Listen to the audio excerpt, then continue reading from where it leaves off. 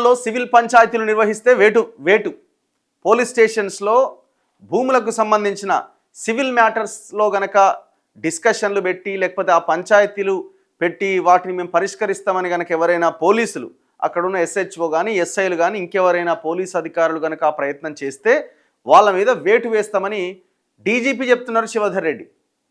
అవినీతికి పాల్పడి పోలీస్ శాఖకు మచ్చ తెస్తే ఉపేక్షించాం.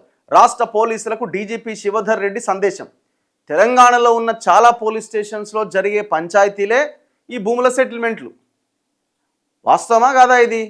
ప్రతి భూ సెటిల్మెంటు ఆ లోకల్గా ఉన్న ఇన్ఫ్లుయెన్స్ ఉన్నోడో లేకపోతే రాజకీయ నాయకుడో పైసలు ఉన్నోడో ఎవడో ఫస్ట్ వాడు ప్రయోగించేది ఆ బాధితుల మీద, ఆ సామాన్య జనం మీద, ఆ బాధితుల మీద ఫస్ట్ పోలీస్ స్టేషనే. పోలీసులకు ఫోన్ చేసి బెదిరించడమా, పోలీస్ స్టేషన్ తీసుకెళ్ళి కొట్టించడమా, బలవంతంగా రాయించుకోవడమా, ఇది మొత్తం పోలీస్ స్టేషన్లోనే జరుగుతున్నది. అది ఒక పెద్ద డ్రైవ్ లాగా నిర్వహించాలి.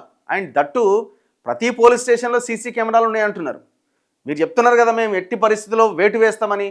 ప్రతి పోలీస్ స్టేషన్లో సీసీ కెమెరాలని ఎప్పటికప్పుడు వాటి మీద ఎంక్వైరీ చేయాలి ర్యాండమ్గానైనా.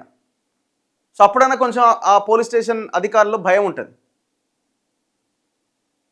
జరిగే సెటిల్మెంట్లే అవి కదా. బాగానే ఉంది స్టేట్మెంటు, కానీ ఇది చేతల్లో చూపించాల్సిన అవసరం ఉంది. ఎందుకంటే సామాన్య జనము ఇవాళ పోలీస్ స్టేషన్కి వెళ్ళాలి అని అంటే అదొక భయం. ఓ పోలీస్ స్టేషన్ నుంచి ఏదైనా ఫోన్ వచ్చిందన్నా లేకపోతే ఏదైనా ఒక కంప్లైంట్ వెళ్ళాలన్నా అంత ఈజీగా అమ్మో పోలీస్ స్టేషన్ అనుకునే పరిస్థితి 2025 సంవత్సరంలో కూడా ఉన్నది.